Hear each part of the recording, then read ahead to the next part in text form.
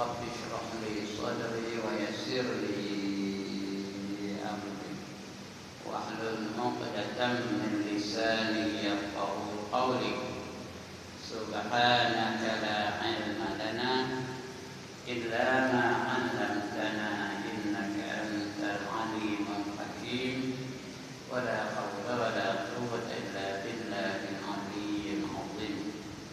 Amma ba'd. Yang dimuliakan Tuan Pengerusi dan ahli-ahli jawatan kuasa Masjid Syamsul, yang berbahagia tuan-tuan imam,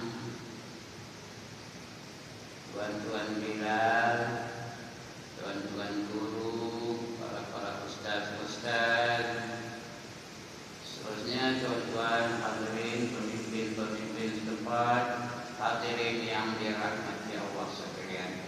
Hadirat ada ke? Oh ada nama. Selalu tak ada. Malam ni ada hadiratnya. Hadirin dan hadirat yang dirahmati Allah sekalian. Sorry ya, tak nampak jauh. Mata ni bukan nyayuk pun. Mata 73 tau. 73 punya mata. Orang takar ni slow aja. Takar laju, rebuan slow. Mudah-mudahan malam ini ada manfaat perjumpaan kita pada malam ini. Dapat kita ilmu yang boleh kita manfaatkan dalam hidup kita, dan dapat kita bersama-sama mengamalkan apa yang kita pelajari pada malam ini dan juga pada sebelum ini. Supaya ilmu itu berkat. Tanda ilmu berkat itu dapat kita amalkan ilmu itu. Baiklah, sudah jangan berhenti lagi. Muka surat berapa tuan? 153. Alright. 153. Rumi ya? 153. Berkata Ibnu Qayyim, kamu ketahuilah mana tu?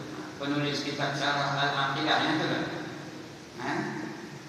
Baik, kita cari tajuk dulu. Tajuk kita ni ialah beriman dengan hari akhirat. Beriman dengan hari akhirat. Kita dah baca azab dan nikmat dalam kubur. Malam ni kita terus lagi pembacaan kita apa yang berlaku lagi di akhirat. Mula-mula dah mati masuk dalam kubur. Dalam kubur ada nikmat, ada juga azab. Azab kubur ada berapa? Saya jenuh dengan kubur ni. Azab kubur ada berapa tuan-tuan? Sudah tak tahu. Sudah lupa, penat nak buat itu. Azab kubur ada 4. Pertama, soalan dan pukulan munkar dan nakir. Kedua, himpitan bumi sehingga berselisih tulang rusuk. Ketiga, apa ni? Tangan saya nak apa? Apa ni? Ulur dengan kalek, mematuk-matuk, menggigit-gigit sampai hari kiamat. Keempat, dimasukkan api neraka masuk ke dalam kubur. Itu 4 seksa kubur. Yang mana lalu nombor tangan. Antara 4 yang tak yang mana? Mana pun tak ada ya? Itu seksa kubur. Sudah kita baca dulu. Lepas seksa kubur apa? Ini kita nak baca malam ni. Apa benda ni tahu? Penulis kitab Syarah Al-Aqidah At-Tahawiyah namanya. Tahawiyah, bukannya Tahawiyah. At-Tahawiyah menyebut hadis-hadis yang diriwayatkan daripada Rasulullah SAW adalah mutawatir. Mutawatir itu artinya yang paling tinggi nilainya. Ya, dia menjadi hadis yang jadi sumber hukum atas daripada hadis sahih lagi. Hadis sahih pun boleh jadikan sumber hukum juga, tapi hadis mutawatir lagi tak dapat nak diragukan, boleh dijadikan sumber hukum. Yang paling tinggi nilainya hadis mutawatir lah. Karena kumpulan-kumpulan perawinya sama aja, ramai itu bukan seorang ni. Berpuluh-puluh kumpulan perawi yang merawikan hadis itu. Jadi tak dapat nak kita sangkal lagi. Itu namanya hadis tadi apa? Hadis mutawatir. Ya. Apa kata hadis tadi? Mengatakan bahawa azab kubur dan nikmatnya bagi orang yang berhak, dan adanya soalan 2 orang malaikat. Memang ada soalan dari 2 orang malaikat. Seorang namanya Munkar, seorang namanya Nakir. Munkar dan Nakir. Mereka akan menanya. Soalan itu dah bocor dah tu. Semua orang dah tahu soalan itu. Tapi boleh jawab juga. Kalau dia tidak beriman, kalau dia tidak beramal, tak boleh nak jawab walaupun dah bocor. SPM kalau bocor macam mana? Soalan SPM kalau bocor macam mana? A belakang dah 15 A dapat ya, ada yang 12 A dapat kalau dah bocor. Ini dah bocor juga, tapi tak boleh nak jawab.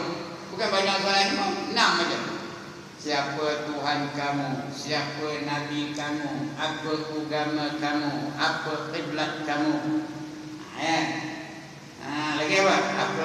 Apa pemimpin kamu apa? Apa imam kamu? Bukan imam tadi. Imamnya apa? Ikutan kamu. Jawabnya Quran. Kalau tak pernah baca Quran, mana nak tahu? Itu soalan dari muka dan nanti. 6 soalan aja. Mar rabbuka? Wa man nabiyyuka? Wa ma imamuka?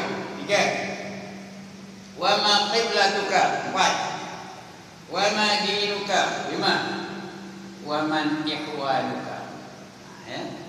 6 soalan aja. Kacang dia jawabnya. Kalau benda tu boleh dihafal-hafal, tapi ini bukan boleh dihafal-hafal kalau dia nak beramal dengannya. Kalau dalam dunia ini kita tak kenal sifat-sifat Allah, tak kenal tauhid rububiyah, tauhid uluhiyah, tauhid al-asma' dan tauhid as-sifat, tak boleh nak jawab. Bila tak boleh jawab dah, rukuk di malaikat tu dengung katanya. Marah bukan Allah tidak pernah tahu dengung bagi malaikat. 70 hasta terbenam turun daun. Itu tanya lagi, waman nabiyuka? I'm sorry, I do not know the answer. Itu dah tolong lagi. Begitulah 6 soalan ini. Itu kena yakin ini dalam hadis Jadi soalan itu orang malaikat, maka wajiblah kita beriman dengannya. Saya baca sekali lagi. Maka wajiblah kita beriman dengannya. Apa itu wajib? Apa itu wajib? Mesti dibuat dapat pahala dan sah akidahnya kalau dia beriman. Kalau tak beriman dengannya, dapat apa? Tak sah imannya, jadi kafir. Kalau mati kafir dan dapat siksa pula tu.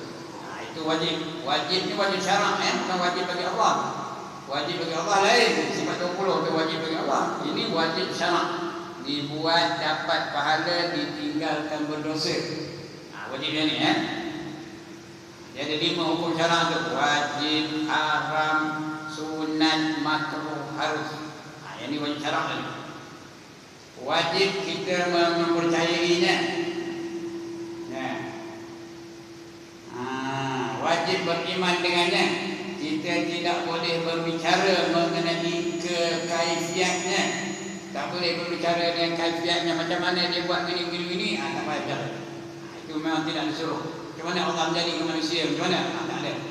Cukup kita yakin bahawa manusia ni yang menjadikannya siapa? Allah Ta'ala. Sudah. Macam mana dia menjadikannya, itu tak payah nak cari-cari. Kaifiat-kaifiatnya. Tak payah. Dan memang tidak serupa dengan apa yang berlaku di dunia ini. Tak sama benda di akhirat tak sama dengan apa yang berlaku di dunia ini. Manakala syarak pula tidak mendatangkan sesuatu yang mustahil pada akal, tetapi kadang-kadang mendatangkan sesuatu yang mengagumkan akal. Di akhirat tak ada yang mustahil.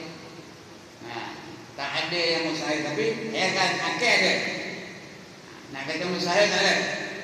Umpamanya bila kita bangkit dari kubur, kita akan berjalan dari kubur menuju kepada mahsyar. Orang berjalan tu macam-macam cara. Ada yang berkenderaan, ada yang berjalan kaki, ada yang berlari, ada yang ada yang kepalanya ke bawah, kakinya ke atas. Itu cara ni. Rasulullah cerita ni. Nanti ada orang yang berjalan kepalanya ke bawah, kakinya ke atas. Terkejut Aisyah semuanya. Macam mana ya Rasulullah? Orang berjalan atas kepala. Patutnya kepala di atas, kaki di bawah. Orang berjalan atas kaki, kepala apa begini? Tahu jawab Nabi, jangan kamu bayangkan benda itu di dunia ini berlaku. Di dunia ini memang kamu terkejut, tapi di akhirat semua boleh berlaku. Tidak ada yang mustahil bagi Allah di akhirat. Rupa-rupanya di dunia pun ada. Ada tak di dunia ni orang kaki kepala ke bawah kaki kata? Ada ke tak ada? Ada jenis satu jenis tarian tu. Kepala ke bawah kaki kata. Ada ke tak ada? Tak ada orang ni. Apa nama jenis tarian tu? Nak tengok apa namanya? Ada yang hafal. Alhamdulillah. Break dance. Ya. Kepala ni ke bawah, kakinya ke atas. Tahu kan nak belajar ke macam mana nak lari break dance? Nak belajar tanya tu imam ni, dia pandai. Break dance. Itu dia. Benda di akhirat tak ada yang mustahil. Tak ada mati-mati. Tak ada mati itu mustahil tu kan? Kita dalam dunia ni tak mati mustahil kan? Tapi di neraka esok tak ada mati-mati. La yamutu fiha wa la yahya. Tidak mati mereka itu di dalamnya dan tidak boleh hidup. Itu macam mustahil tu. Tapi di akhirat tak ada yang mustahil. Nothing is impossible. Di akhirat semuanya boleh berlaku dengan kehendak Allah Taala. Ini pun begitu. Tidak serupa dengan apa yang berlaku di dunia ini. Manakala syarak pula tidak mendatangkan sesuatu yang mustahil pada akal, tetapi kadang-kadang mendatangkan sesuatu yang mengagumkan akal, kagum akal. Tapi tidak mustahil. Akal menerima walaupun dia pelik, walaupun dia luar biasa, tapi diterima akal. Kembalinya roh kepada jasad bukanlah serupa dengan kebiasaan yang berlaku di dunia ini. Roh tu kembali ke jasad macam mana? Entah. Terserah kepada Allah SWT. Tapi dia akan kembali kepada jasad. Roh tu akan merasa sakit, jasad pun akan merasa sakit kalau dia kena siksa. Roh tu akan dapat nikmat, jasad pun dapat nikmat kalau dia dapat kebahagiaan di akhirat ini. Macam mana rupanya? Entah. Hanya Allah saja yang tahu. Tapi kagum. Akal kagum ya. Bahkan pengembalian roh kepada jasad adalah suatu pengembalian yang tiada diketahui di dunia ini. Tak payah teka-teka dalam macam mana roh tu balik ke jasad. Nampak ke tak nampak ke jasad tu macam mana bila menerima roh tu tak tahu kita. Ini benda yang berlaku dengan kehendak Allah. Tidak ada benda yang mustahil di akhirat. Orang mati hidup balik. Mustahil kan? Dalam dunia ini mustahil lah. Orang sudah mati dia hidup balik. Tapi di akhirat tak mustahil ya? Apa saja Allah boleh lakukan dengan izinnya. Ketahui olehmu, ketahuilah bahawa azab kubur itu adalah azab di dalam alam barzakh. Alam barzakh, alam barzakh itu alam kubur lah. Dikenali dengan nama alam barzakh. Alam apa? Alam persinggahan. Dia singgah sementara. Itu alam barzakh. Transit. Tahu transit? Macam kita nak ke Mekah, transit dulu. Ada yang dulu-dulu kan, orang pergi ke Mekah naik ke Mekah, transitnya di mana? Transitnya di Abu Dhabi atau di Dubai. Seperti singgah sebentar. Ini pun itulah. Alam barzakh tempat persinggahan sebelum pergi ke akhirat. Maknanya sudah mati tu, maknanya dia berada di alam barzakh sementara menunggu hari kiamat. Tanah perkuburan ini pun adik-adik saya dah, mak saudara saya ada seorang ada tanah perkuburan ini. Sepupu saya ada 2 orang ni. Menunggu hari kiamat. Itulah itu apa nama? Alam transit kata bahasa moden. Bahasa-bahasa apa ni? Alam barzakh ataupun alam kubur. Sementara menunggu hari akhirat. Itu alam kubur ya. Setiap yang mati yang berhak menerima azab kubur, ia akan merasainya. Semua akan merasai. Kalau dia azab, kalau dia layak diazab kan? Dia mati kafir, layak diazab. Pasal dia mati berdosa, layak diazab. Maka dia akan merasa. Dia mati sedang melakukan maksiat, layak diazab. Maka akan merasa siksa di kubur. Dia akan merasa azab di kubur. Semua akan merasainya. Sama ada ia dikebumikan atau tidak dikebumikan. Kubur itu tak tentu. Kadang-kadang dalam laut, dalam perut ikan, dalam perut rimah, dalam perut ular, dah mana-mana. Kadang-kadang dalam hutan tak jumpa ada orang, begitu aja dia tak kubur. Dia akan disiksa juga. Dia akan diazab kalau dia layak menerima azab. Tak kira dari mana ya. Sama ada ia dikebumikan atau tidak dikebumikan. Sama ada ia dimakan oleh binatang buas atau dibakar hingga menjadi abu. Dia kubur orang itu untuk dibakar sampai jadi abu. Akang apa dia punya abu tu pula ambil itu campak ke laut. Ya? Abu itu campak ke laut. Abu itu. Itu kalau kubur orang itu, orang Cina pun itu juga. Dia terus ada di apa? Dipanggil cremation. Dibakar cara elektrik ayat apa mayat tu. Dibakar dengan elektrik, habis hancur. Jadi debu-debu tu diambil. Pun dikira dia berada dalam kubur juga. Sama ada kuburnya atau tak ada, dikira dalam kubur. Atau dibakar dan menjadi abu, ditiup angin. Sama ada ia dihukum sula atau tenggelam dalam laut. Ada tak orang dihukum sula? Ada.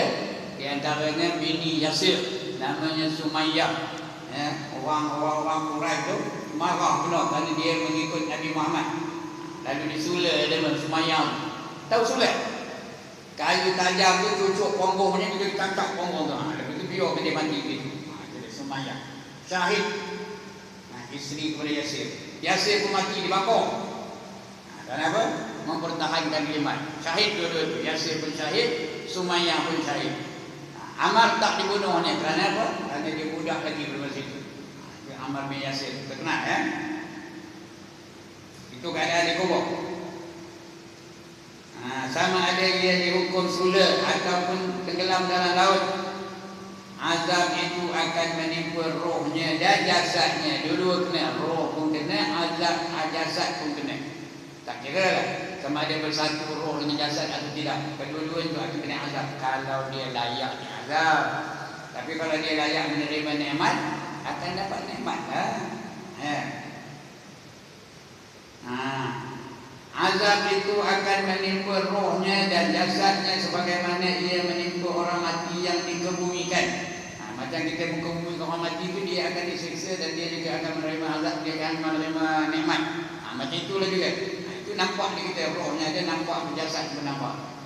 Itu juga orang yang tak nampak jasad di mana-mana, dia juga akan menerima nikmat atau menerima azab. Tengok apa kehidupan dia dalam dunia ni. Ya, semua akan diambil kira. Tak ada satu pun yang tertinggal. Everything will be accounted for. Nothing is going to be left out. Tak ada yang akan tertinggal. Sebab itu Allah hidup kembali. Tak ada dia mati kena terus. Kenapa? Untuk menerima akibat perbuatan dia di dunia ini. Untuk menerima kalau baik, dia akan menerima kebaikan. Kalau jahat, dia akan dihukum dengan kejahatan dia. Sebab itu dia hidup kembali. Kalau mati terus aja, dapat saja ada orang yang jahat tu. Mencuri tak ada kena hukum, nanti dah mati tak ada hidup balik ya. Merokok tak ada kena hukum, merogol tak ada kena hukum, bunuh orang tak ada kena hukum, minum arak tak ada kena hukum, berjudi tak ada kena hukum. Tak adalah adil Tuhan tu. Sebab itu dihidupkan semula untuk menghadapi mahkamah agung, iaitu mahkamah dari Allah Subhanahu wa taala.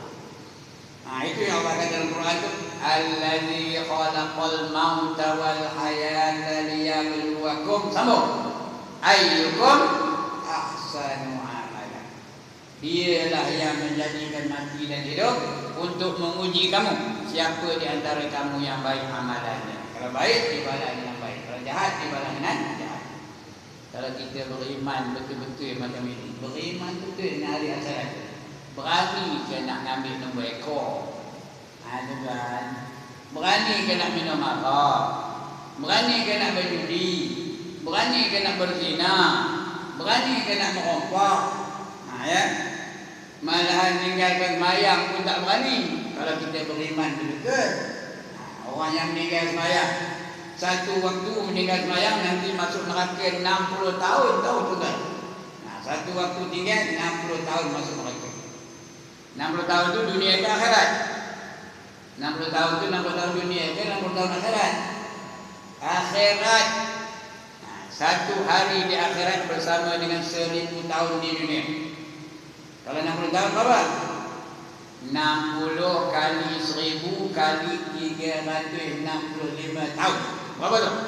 60 kali 1000 dah 60.000 tahun. Kali juga dengan 365. Itu tahunnya. Berapa?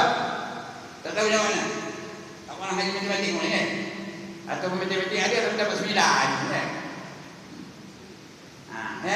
Berapa jalan? Tak apalah, biar saya jawab. 21.900.000 tahun. Masuk neraka ni kalau satu waktu tinggal. 21.900.000 tahun. Kalau ikut kiraan satu hari di akhirat 1000 tahun dunia. Siapa lalu nombor ni katakan? Never mind, I can stand this. Katakan. Yang boleh-boleh selalu kena hadis. Begitulah kalau meninggalkan. Kalau dia beriman tak berani nak meninggalkan mayat, tak berani nak minum arak, tak berani nak berjudi, tak berani nak mencuri, tak berani nak merampok, tak berani nak berzina, kerana akibatnya semua akan diambil kira oleh Allah Subhanahu wa taala. Baik. Adapun hadis-hadis yang menerangkan bahawa malaikat menjadikan dia duduk dan tulang rusuknya bertindih, wajib kita fahami daripada penjelasan Rasulullah sallallahu alaihi wasallam. Ada dijelaskan oleh Rasulullah. Tidak melebih dan mengurang. Jangan kita pula pandai-pandai menambahnya atau mengurangkan, jangan. Ikut saja apa yang kata hadis Nabi sallallahu alaihi wasallam itu ya. Macam mana? Entah, kita tak tahu. Wajib kita fahami dari penjelasan Rasulullah sallallahu alaihi wasallam secara tidak melebih dan mengurang. Tidak mentakwil kalimah-kalimah yang tidak boleh ditakwil. Takwil itu diberi makna yang lain. Itu takwil. Ayat itu ada ayat yang sama-sama ditakwil kerana memberi makna yang lain. Kita tak boleh mentakwil tuan-tuan. Yang boleh mentakwil ulama-ulama boleh. Pakar-pakar hadis boleh. Pakar-pakar Quran tafsir boleh takwil. Kita tak susah dah. Kalau begitu ada punya ilmu tak payah. Nak beri makna yang lain. Dalam Quran ada ayat-ayat yang sama-sama. Yadullahu fawqa aydihim, kata Allah. Tangan Allah mengatasi tangan-tangan mereka. Ada ke Allah tangan? Bukan tangan saya ke? Yang paling selamat tak usah tak takwil. Kalau Allah kata Allah ada tangan, ada lah. Mana rupanya? Tak. Itu dia. Itu tak selamat. Tapi ulama-ulama mutaakhirin dia takwilnya. Yadullah tu dia tangan Allah ni takwil kepada apa? Kekuasaan Allah Taala. Sesuai dengan sifat Allah yang Maha Berkuasa. Itu boleh ditakwil. Kalau nak, tapi orang kita ni tak usah mentakwil. Terima aja lah. Sahabat-sahabat dulu tak ditanya pun. Wajah Allah. Allah tu ada muka. Wa yabqa wajhu rabbika dzul jalali wal ikram. Ada dah ayat begitu. Kullu man 'alaiha fan wa yabqa wajhu rabbika dzul jalali wal ikram. Itu ayat apa? Sama-sama namanya ayat mutasyabihat. Tiap-tiap sesuatu yang di atas muka bumi ini pasti akan binasa. Yang kekal, yang tak binasa ialah wajah Allah, wajah Tuhan kamu. Yang maha agung lagi maha mulia. Mana apa wajah Allah? Apa wajah saya lagi? Tuan, betul ya? Janggut, putih janggutnya, misal, betul kan? Jangan dibayang-bayangkan wajah Allah macam wajah saya. Gimana wajah dia? Laisa kamitslihi syai'. Dia ada wajah tapi mana rupanya? Entah. Wallahu a'lam. Itu dia jawabnya. Itu yang belum selamat. Tapi ulama-ulama mutaakhirin ditakwil. Ditakwil itu dia beri makna yang lain. Kata wajah Allah itu zat Allah. Wajah Allah itu adalah zat Allah yang kekal abadi. Mana rupanya? Wallahu a'lam. Itu namanya ayat mutasyabihat. Kalau ngaji tafsir kena faham gaya ayat ini. Jangan lebih, jangan kurang. dan tidak mentakwil kalimah-kalimah yang tidak dapat ditakwil, tidak mengurangkan maksud baginda bertujuan menerang dan menjelaskannya. Ya, ini boleh dicari dalam kitab yang bernama Syarah Al-Aqidah At-Tahawiyah.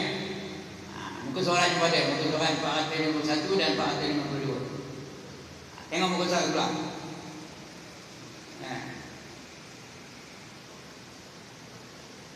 Berkata Ibnu Qayyim, sebelah lagi, belum lagi ya.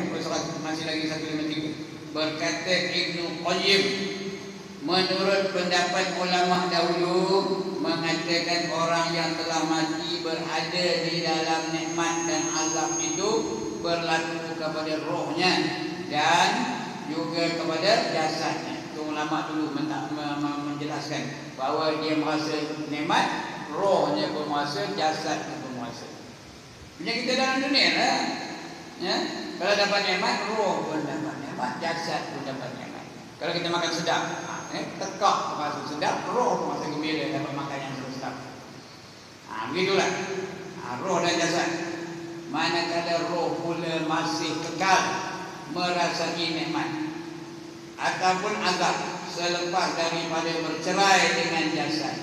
Roh itu pun bila bercerai dengan jasad juga merasa azab, juga merasa nikmat.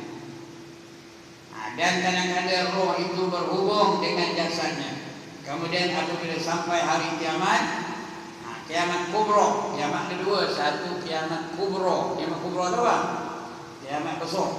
Apabila seluruh alam ini dihancurkan oleh Allah Ta'ala, bila berlaku gegaran yang amat besar, ya, Al-Qari'ah, gegaran, Mal-Qari'ah.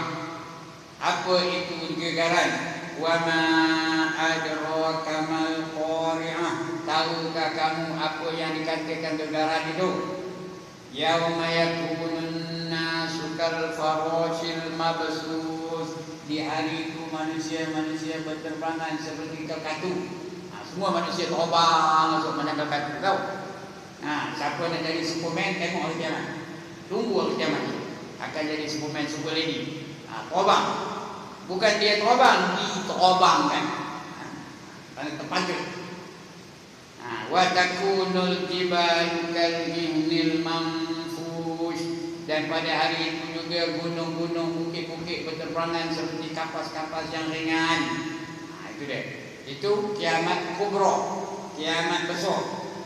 Iza zulzilatil ardu zilzalaha wa akhrajatil ardu asqalaha wa qala al-insanu ma laha. Kata Allah lagi ya.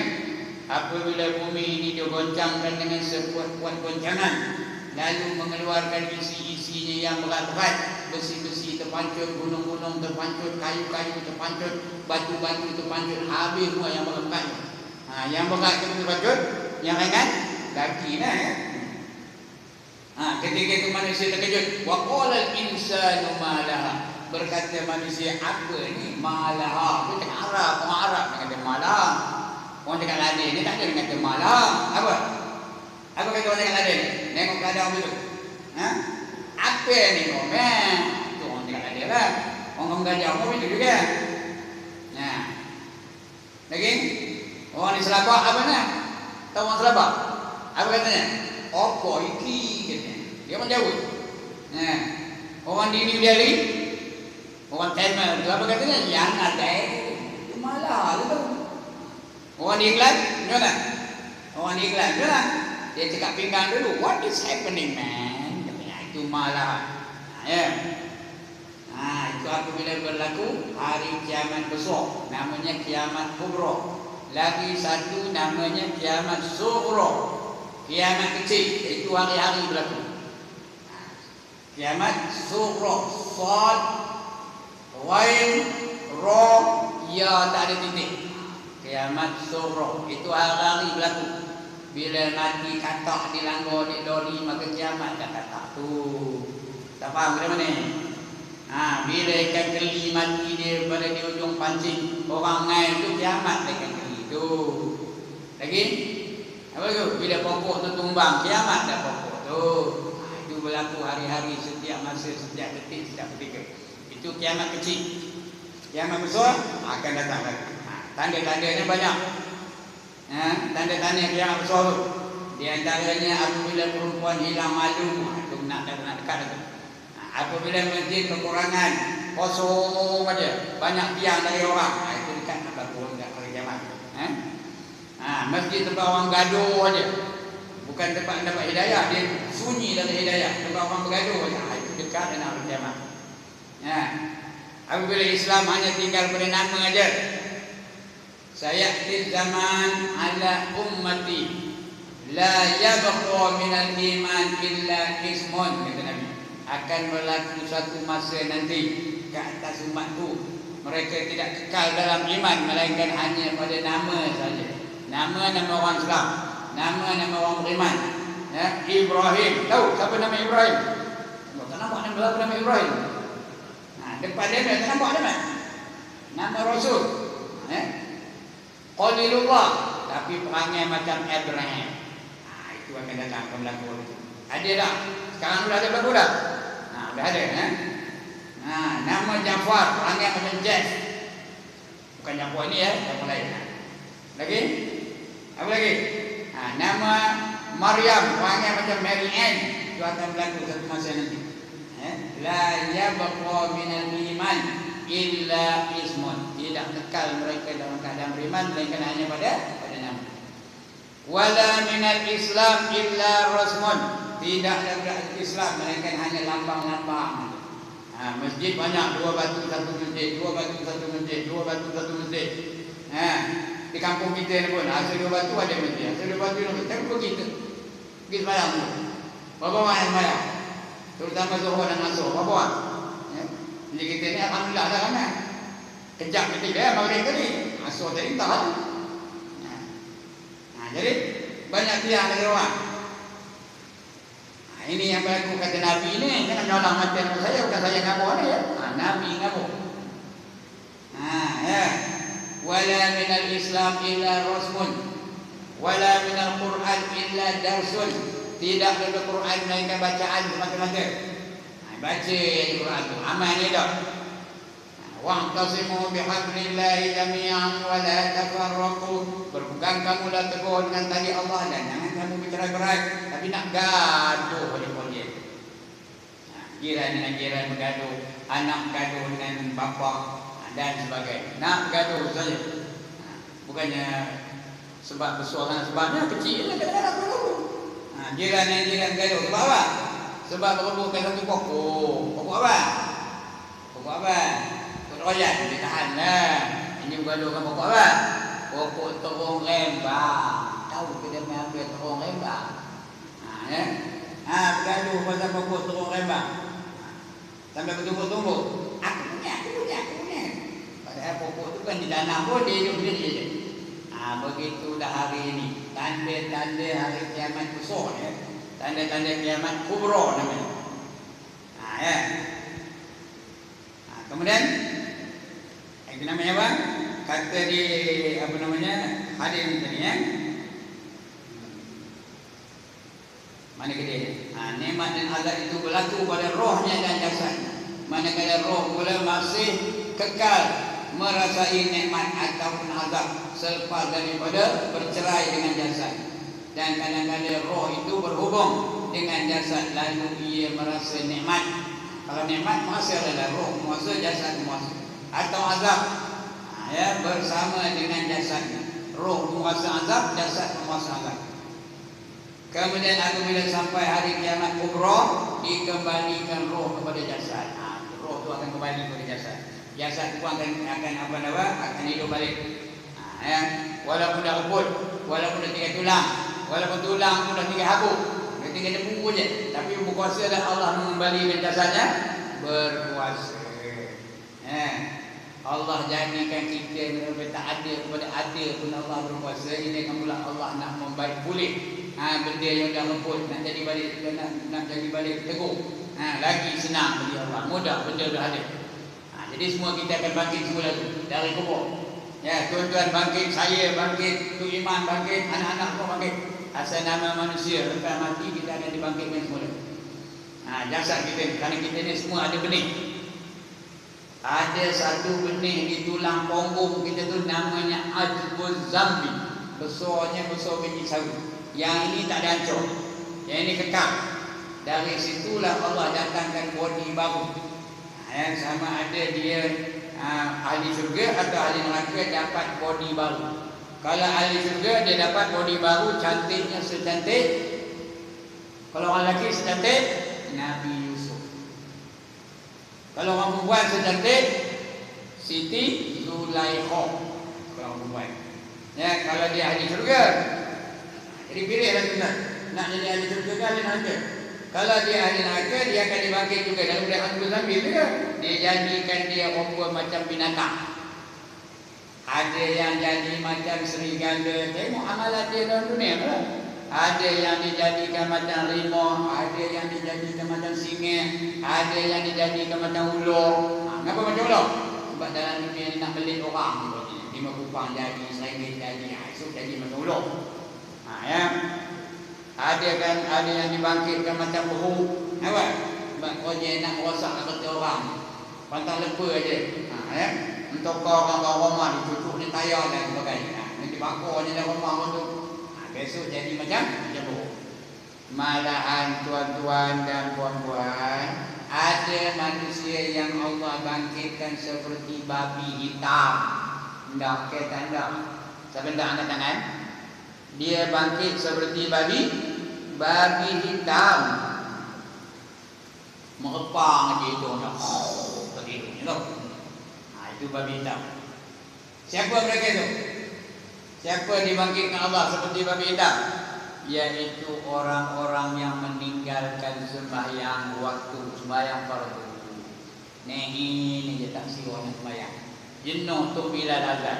Hayya 'alal shalah. Kata tu bila tahu. Esok bangkit rupa babi hitam. Ya. Udahlah rupa babi hitam, diikat kaki tangan tu pula. Diikat kaki tangan tu dengan rantai neraka. Pengikatnya rantai dari neraka. Disepuh dalam neraka dulu, diikat kaki tangan tu. Lepas itu dimasukkan rantai tu ke dalam mulutnya. Rantai tu panas ke sejuk? Panas. Dia baru disepuh dalam neraka. Merah menyala lagi. Dia masuk ke ikut mulutnya. Lepas itu dikeluarkan balik dari mulut tu, keluar ke ikut punggung. Lepas itu diikat semula. Dan diirit daripada kubur sampai kepada mahsyar. Kenapa? Kerana dia meninggalkan sembahyang. Ini pernah berlaku di zaman Rasulullah. Saya dah cerita di sini. Lupa itu bukan salah saya dah cerita tu. Ada seorang pemuda berjumpa dengan Rasul, tak ada siapa nak menyelenggarakan jenazah ayahnya. Ayah baru mati. Tak ada siapa yang nak menyelenggarakan jenazahnya. Tengok-tengok rupanya jenazah tu rupa babi. Babi hitam. Rasulullah pun berdoa. Bila berdoa, dia kembali menjadi rupa yang sedia kala. Lepas itu dia tak ada diselenggara lah. Dimandikan, disemayangkan, dikapan dan sebagainya. Kemudian bila dah tanam, dibuka balik. Buka balik jenazah yang dah berbalut tu, dibuka balik. Tengok-tengok dah balik menyerupai rupa babi. Kata Rasulullah, tutup, turun, tanam balik. Sudah lepas itu Rasulullah bertanya kepada anaknya, apa dah dosa ayah kamu ni? Sampai dia mati, Allah jadikan dia seperti babi hitam. Jawab anaknya, ayah saya ni baik. Tak pernah ngacau orang, tak pernah mencuri hak orang, tak pernah ngacau orang, tak pernah mengumpat orang. Cuma saya tahu dia ni tak pernah sembahyang 5 waktu sehari semalam. Ini dia tak sembahyang. Iyalah kata Nabi. Orang tak sembahyang nanti akan Allah bangkitkan seperti babi. Cuba kita pejam-pejam mata. Ada tak dalam keluarga kita yang tak nak sembahyang? Kalau ada, kabur ke cerita saya. Mudah-mudahan mereka sedar. Ada tak adik-beradik kita tak pernah sembahyang? Ada tak anak-anak kita tak pernah sembahyang? Ada tak pasangan hidup kita tak sembahyang dan sebagainya? Nanti akan dibangkitkan serupa apa? Serupa babi hitam. Ini seksa ya. Okey. Apa kiamat kubra tadi dikembalikan roh kepada jasad, lalu dibangkitkan mereka dari kubur menemui Tuhannya. Semua bangkit dari kubur. Dari kubur itu semua berjalan menemukan satu tempat perhimpunan agung. Perhimpunan agama di mana? Di padang mahsyar. Everybody will be there.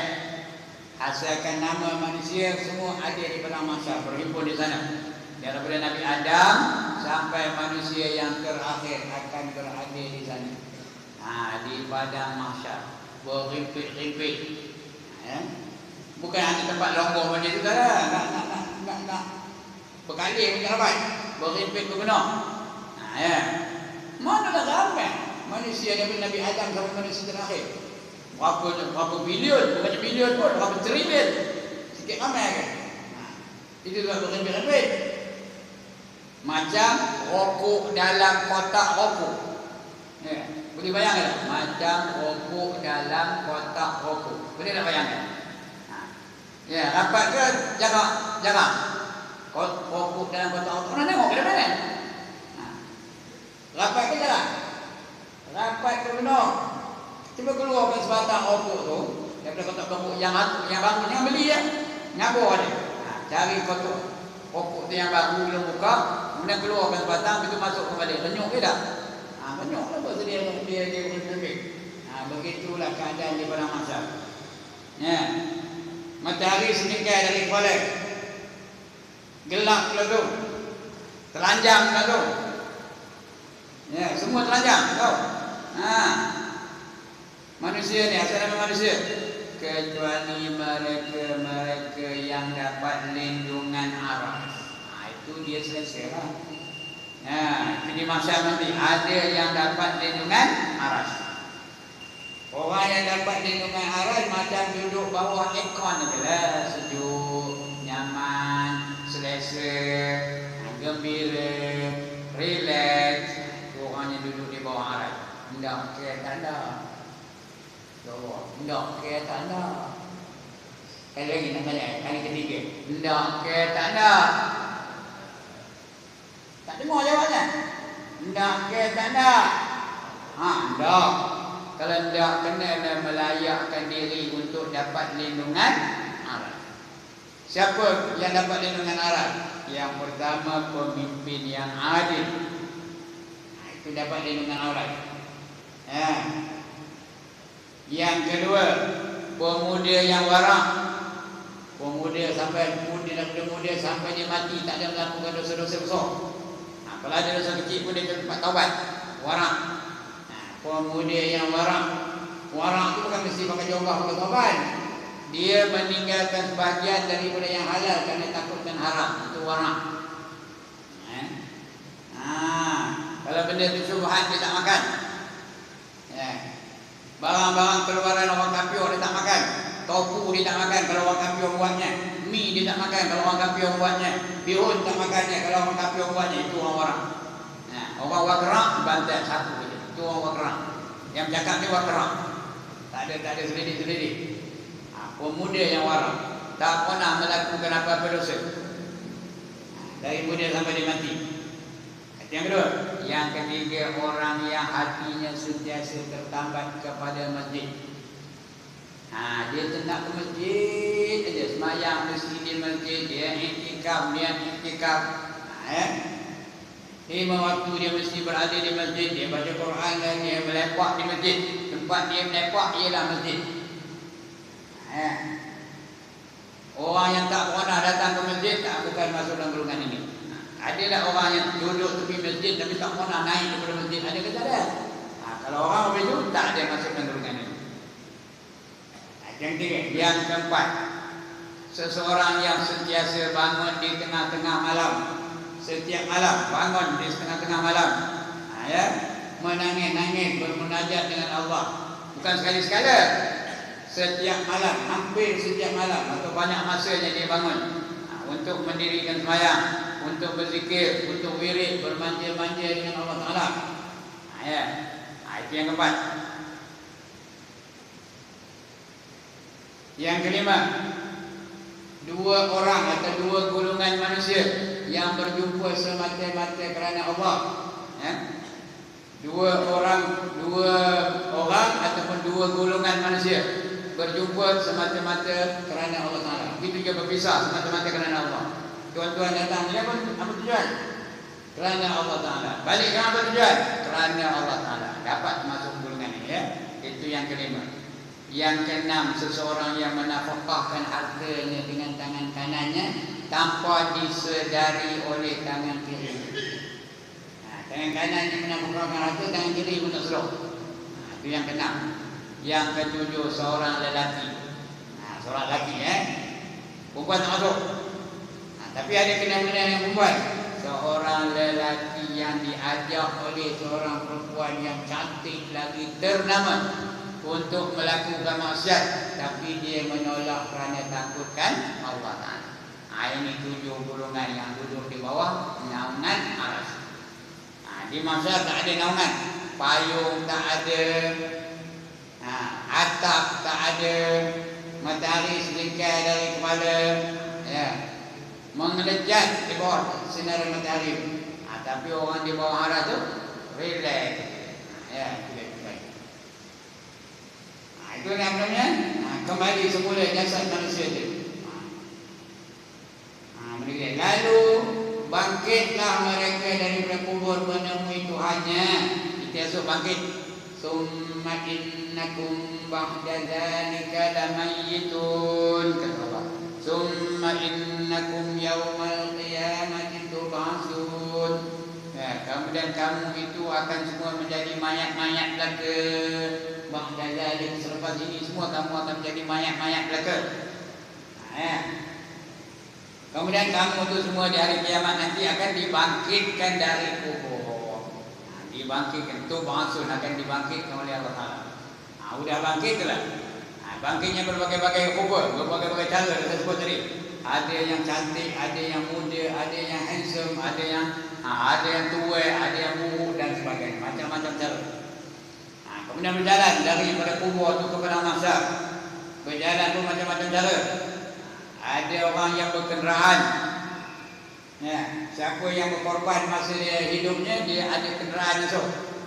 Kalau unta dikorbannya, unta lah kenderaannya. Kalau korban ke apa ni korbannya, korban lah kenderaannya.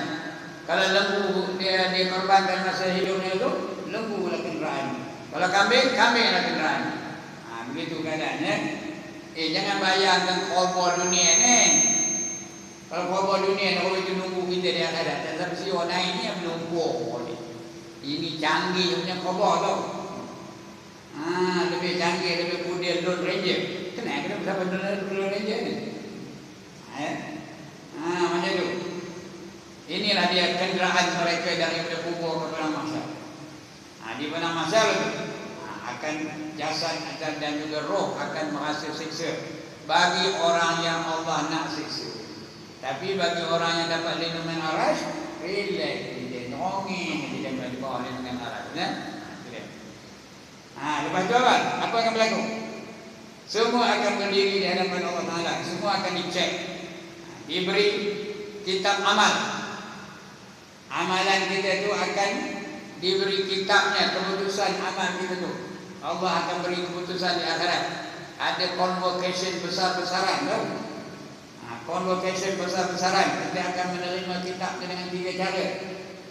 Ada kumpulan yang menerima kitab dengan tangan kanannya. Ada kumpulan yang menerima kitab dengan tangan kirinya. Ada kumpulan yang menerima kitab dari belakang. Cucuk tangan kiri itu, cucuk dan dia tebus ke belakang. Ambil dari belakang. Hendak yang mana? Hendak yang mana? Kalau di tangan kanan bahagialah dia. Fa'amma man utiya kitabahu biyamini fasawfa yuhasabu hisaban yasira wa yanqalibu ila ahlihi masrura. Barang siapa menerima kitab amalnya dengan tangan kanannya, maka dia dihisab dengan hisab yang ringan. Ringan aja hisabnya. Tak ada cek pun benar. Lebih kurang je cincai tu mereka cek. Macam orang balik dari Mekah lah, di KLIA tu custom tu cek pun benar. Dia lebih kurang aja. Tuan-tuan tak pernah pergi ke Mekah ke pun? Balik dari umrah, balik dari haji di KLIA tu macam mana custom cek? Sampai selongkor beg kan? Tak ada, lebih kurang aja. Cincai je, tanya je. Bukan buka beg pun. Pak Haji ada beli kapet Pak Haji? Tak ada. Dia ada 6 dah dalam beg tu. Baru lepas ngobak di depan Kaabah tu. Nangis gue bilang, aku boleh dosa. Aku balik-balik ni buka sekam. Ada kita orang begitu. Ada. Tapi kasta tu tahu tak? Tahu saja lepas. Begitu lagi malaikat di akhirat. Dia akan cek lebih kurang cincai.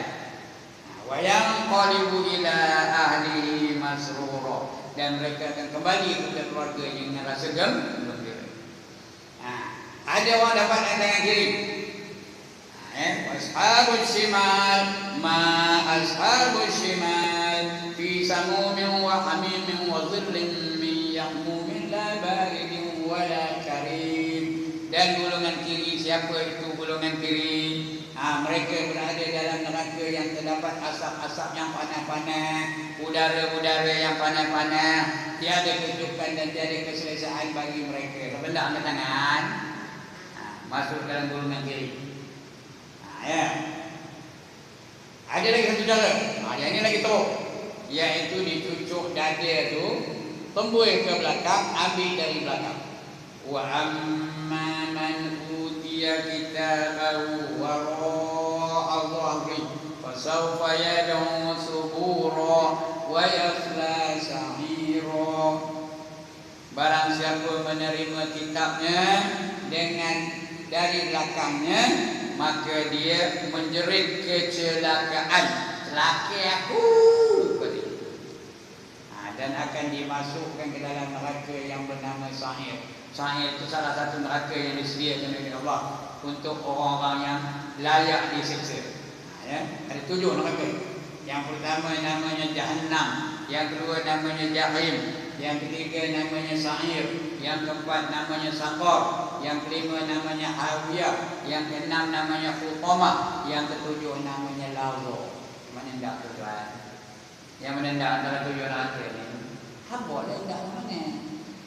Siapa nak Jahannam angkat tangan? Siapa nak Jahim angkat tangan? Ini disediakan oleh Allah yang itu berlaku di pada masa pemberian kitab amalan kita tu. Keputusan itu ada dalam kitab tu. Cara dia menerima sudah menentukan sama dia lulus tak lulus. Kalau dia menerima tangan kanan, itu maknanya lulus. Kalau menerima tangan kiri, maknanya tak lulus. Kalau menerima dari belakang, lagi teruk. Itu 3 cara. Sudah dapat tu baru dikumpulkan manusia seramai. Semua manusia itu dikumpulkan kepada 120 barisan. Everybody will be lined up into 120 rows. 120 barisan. Dari 120 barisan tu berapa bagi orang beriman? Sudah saya kabur sini itu. Berapa bagi? 3 bagi saja. Yang lain tu semua kafir berlaku. Wasiqal ladzina kafaru ila jahannam zumara. Dihalau orang kafir itu masuk dalam neraka jahanam secara berbondong-bondong. Ramai-ramai, dentum dicampur dalam neraka. Pasal mereka itu kafir. 117 baris kafir. 3 baris hanya beriman. Ramai ke sikit orang beriman? Sikit. Dalam dunia hari ini mau begitu juga. Jumlah manusia dalam dunia ni tak tahu dah berapa trilion orang. Cuma yang berimannya ada lebih kurang 5 bilion saja. Yang lain tu semua kafir lagi. Dan antara yang beriman pula mana yang ramai? Yang semayang ke yang tengok wayang? Mana yang lebih ramai? Semayang ke tengok wayang? Sabuai dah tak jawab dah. Itu dia. Di antara orang beriman pula. Mana yang lebih ramai? Pakai purdah ke terdedah? Yang ramainya terdedah. Mana yang lebih ramai? Orang yang berjihad jalan Allah ke orang yang jahat? Hak-hak kata tu satu jihad, satu jahat. Yang mana ramai? Yang mana lebih ramai? Orang yang warak ke orang yang wakram? Orang warak mana ramai? Sikit no. Yang wakram, kita itu wakram apa ke? Sapu semacam. Ini dia tuan Itu keadaan di akhirat nanti. Itu kata Ibnu Qayyim tadi apa?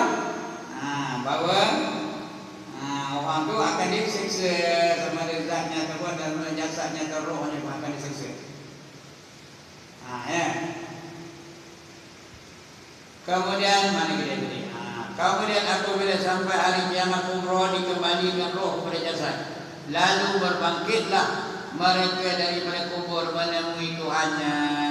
Ya, berdiri di hadapan Allah. Semua sekali akan berdiri di hadapan Allah. Semua akan berdiri di hadapan apa? Di hadapan Allah SWT. Itu yang bagi pada 20 bagi tadi tu. Dan permasalahan kembali yang semula jasad manusia itu adalah disepakati antara umat Islam, umat Yahudi dan umat Nasrani. Semua percaya bahawa nanti kita akan dihadiri esok di akhirat. Semua akan berdepan. Yauma yaqumun nasu li rabbil alamin. Pada hari semuanya berdiri di hadapan Tuhan yang menjadikan alam ini. Semua akan berdiri di hadapan Allah Subhanahu wa taala. Akan dicek amal-amal kita. Okey. Itulah dia. Perkara yang akan berlaku pada diri kita. Akan datang kita akan baca tahun depan ya, tanda-tanda berlakunya kiamat. Itu akan datang kita baca insya-Allah ya. Tanda-tanda berlakunya hari kiamat. Iaitu apa? Dia tetap akan berlaku. Kamu setuju ke tak setuju ke dia akan berlaku. Kamu percaya ke tak percaya ke dia tetap akan berlaku. Tidak ada ragu-ragu lagi tentang hari kiamat. Mesti berlaku. Itu akan datang kita baca. Kerana cerita ini banyak lagi. Hadis panjang pun. Kita akan baca lagi insya-Allah tahun depan ya. Tak boleh sekali ni banyak lagi. Ya. Okey, sekian dulu tuan-tuan dan puan-puan. Ada masalah?